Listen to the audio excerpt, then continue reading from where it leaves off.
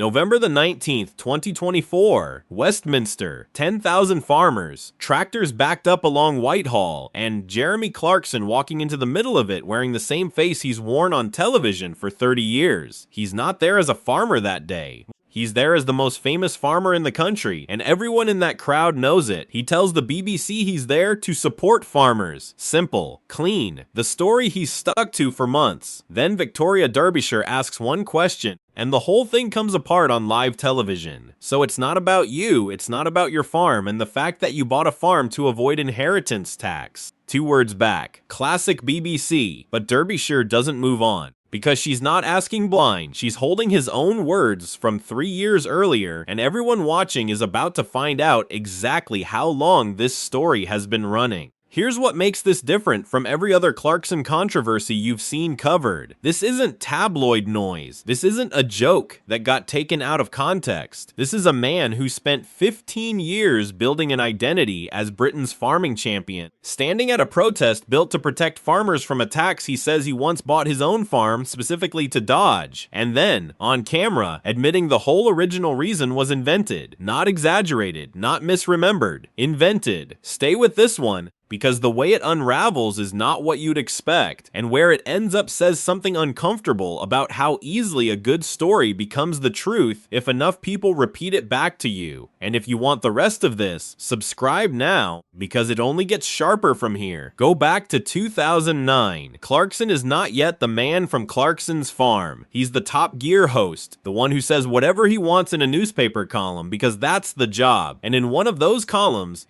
he explains why he's just bought over 1,000 acres of Oxfordshire farmland. His words, in print: land was a better investment than any bank could offer, and the government wouldn't get any of his money when he died. That's not a throwaway line. That's a stated financial reasoning published under his own name for why he bought the farm in the first place. Fast forward to 2021, Clarkson's farm hasn't aired yet. He's a private landowner giving an interview to The Times, and he's asked directly why he bought Diddley Squat. He tells them avoiding inheritance tax was, in his own word, critical to the decision. 2 separate moments, 12 years apart, 2 different outlets, 1 consistent answer. This wasn't a slip. This was the official version. This was the story Jeremy Clarkson had told, in writing, on the record, for over a decade. Now hold that in your head, because in a few minutes it's going to matter more than you think. Here's something worth knowing before we go further, because it changes how you should watch everything that follows. Clarkson didn't arrive at that protest as a private citizen slipping into a crowd.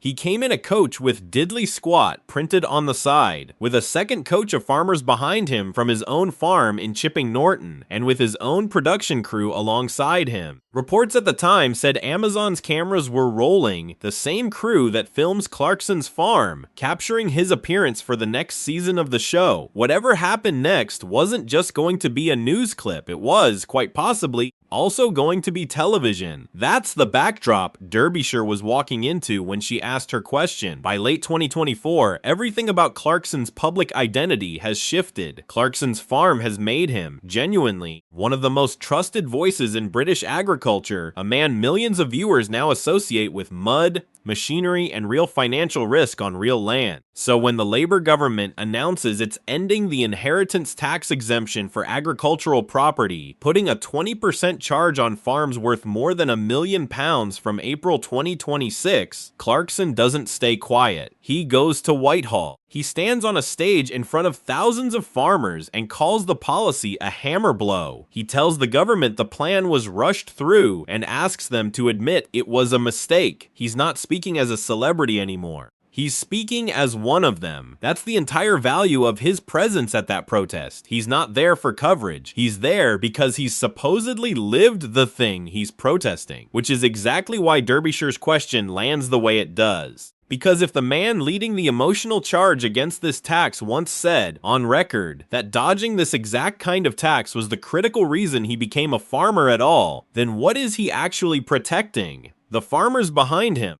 or the version of the story that put him at the front of the queue in the first place? That's the tension nobody else covering this walked into. Most coverage just clipped the classic BBC moment and moved on because 2 words make a headline. But 2 words aren't the story. What Clarkson said immediately after is the story, and almost nobody sat with it. Quick one before we get into it. If you're the kind of person who actually wants the full quote and not just the clip everyone shared, that's exactly what this channel is for. Subscribe now, because what he says next is the part that never made the headlines, and it's the reason this whole story is bigger than a soundbite. Here's what actually happened, in order, because the sequence matters. Derbyshire references the Times interview directly. Clarkson doesn't deny giving it. He doesn't claim he was misquoted. Instead, he tells her the real reason he bought the farm was that he wanted to shoot. He wanted to shoot pheasants, and that he thought if he said that publicly, it might look bad. So he says he came up with another explanation. His words, "I better come up with another excuse, so I said inheritance tax." Read that back slowly. That is not a man defending an old comment. That is a man confirming in front of a national broadcaster that a story he told publicly for over a decade, in a newspaper, in an interview with the Times, a story that shaped how millions of people understood his motives as a landowner, was constructed because he thought the real answer would play worse with the public.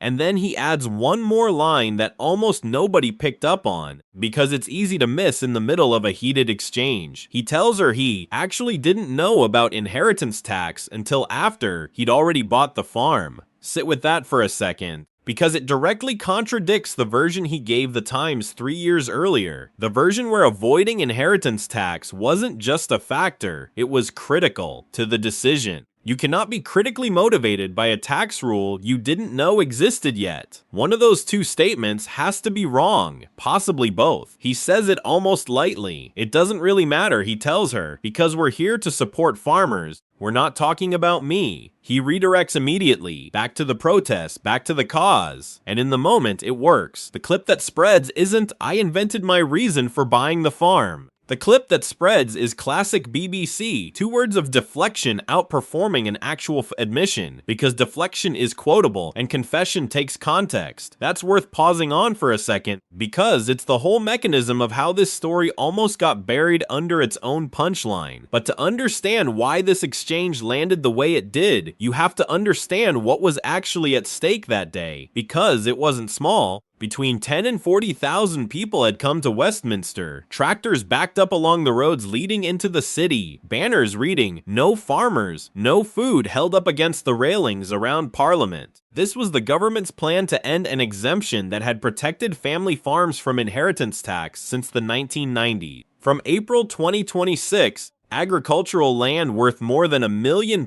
would be taxed at 20% when it passed to the next generation. Farmers across the country were calling it the tractor tax, and the anger wasn't performative. Farmers from Derbyshire to Somerset were telling reporters the same thing in different words, that farms built up over decades, sometimes over a century, could be broken apart just to cover the tax bill. Keir Starmer's government maintained that the vast majority of farmers wouldn't be affected. The farmers in that crowd didn't believe it. Clarkson wasn't just a face in that crowd. He arrived with his own production crew and with Caleb Cooper and Charlie Ireland beside him, the two people most viewers now associate with his farm as much as they associate it with him. He took the stage and told the protesters the policy was a hammer blow, that it had been rushed through and wasn't thought out. That's not a man making a cameo. That's a man positioning himself as one of the people this policy would genuinely hurt, which is what makes the second half of his answer to Derbyshire worth slowing down on, because it's the part almost nobody quoted. After the pheasant shoot admission, Clarkson kept talking, and he laid out, apparently without much discomfort, exactly how someone in his financial position could sidestep the new tax entirely. "People like me," he told her, "will simply put it in a trust, and as long as I live for 7 years, that's fine." He even acknowledged the imbalance in his own explanation, adding that it was incredibly time-consuming for ordinary families to do the same, asking why they should have to. So in the space of one interview, Clarkson said 3 things that don't sit comfortably together: that his original reason for buying the farm was invented for PR, that people in his position have a legal route around the very tax he was protesting, and that this route isn't realistically available to the smaller farmers standing behind him. He said all three, and none of them stopped the speech from working. The crowd was still there for him minutes later. Now, here's the part that even people who followed this closely at the time never fully joined up. Clarkson didn't just admit the tax story was invented. He gave a reason for inventing it that reveals exactly how image-conscious the decision was. He didn't think "I wanted to shoot" was untrue or embarrassing to himself privately. He thought it would look bad publicly. He was worried, in his own words, about being shouted at by animal enthusiasts. So the inheritance tax explanation wasn't really a financial justification at all. It was a PR decision, a cover story chosen specifically because it sounded more respectable than the truth. Which means the most famous public justification for buying Diddley Squat Farm, the one printed in 2009, repeated to the Times in 2021, absorbed by millions of viewers as background fact about who Jeremy Clarkson is, was never really about tax planning at all. It was reputation management dressed up as financial strategy for over a decade. And it only came apart because one journalist happened to be holding the receipts at the exact moment he needed them not to exist. And it wasn't just casual observers who noticed the contradiction. Some political commentators covering the wider farming protest pointed out that Clarkson, as one of the most visible faces of the campaign against the tax, was a genuinely awkward spokesperson for it, a millionaire television presenter whose own past comments handed critics of the protest exactly the ammunition they needed. That's not a small detail. It means the classic BBC moment didn't just embarrass Clarkson personally. For a few days it became a talking point used against the entire protest movement he just stood on stage to support. Let's be precise about what this is and isn't, because precision is what most coverage skip. This is not proof that Clarkson doesn't care about farming now. Clarkson's farm has, by any honest measure, made him a genuine advocate. The show has pulled real attention and real money toward British agriculture, and his frustration with the inheritance tax changes reads as sincere in how he talks about other farmers' futures, not just his own. Nothing about this admission undoes that. What it does undo is the origin story. For 15 years, the public explanation for why Jeremy Clarkson became a farmer was framed around tax efficiency, a version that made him sound calculating in a very specific, deniable way, just a smart investment, rather than the far more ordinary and slightly more vulnerable truth. He wanted to shoot birds on his own land, and thought that sounded worse. There's something almost backwards about which version he thought would protect him. The tax story was meant to sound clever. Instead, in November 2024, it became the exact thing used to make him look evasive on national television, at the one moment he most needed to look credible. The story built to manage his image ended up being the story that damaged it, at the worst possible time, in front of the people he was standing there to speak for. What's genuinely still unresolved here is what this means for how much of the critical financial reasoning he gave the Times in 2021 was ever accurate to begin with, whether the inheritance tax planning was real but secondary, or whether it was invented from the start and simply repeated until it hardened into fact. Clarkson hasn't clarified that distinction, and nobody's pressed him on it since. That's not manufactured suspense. That's just an honest gap in the record. Stand back and look at the whole shape of it. A story gets told once, in 2009, because it sounds better than the truth. It gets repeated in 2021 because nobody's checked it, and it's already the accepted version. By 2024, it's not a claim anymore. It's background fact, absorbed into how an entire audience understands a public figure. And then it takes one specific journalist holding one specific quote at one specific protest to force the gap between the story and the truth into the open live, with no way to walk it back. That's not really a story about Jeremy Clarkson. That's a story about how easily a convenient explanation becomes accepted history for anyone if it's repeated with enough confidence and never seriously challenged. Clarkson just happened to have it happen to him with cameras running. If you've made it this far, hit subscribe, because there's a lot more from this world of British farming and rural business that never gets the documentary treatment it deserves, and I'm building that out properly here.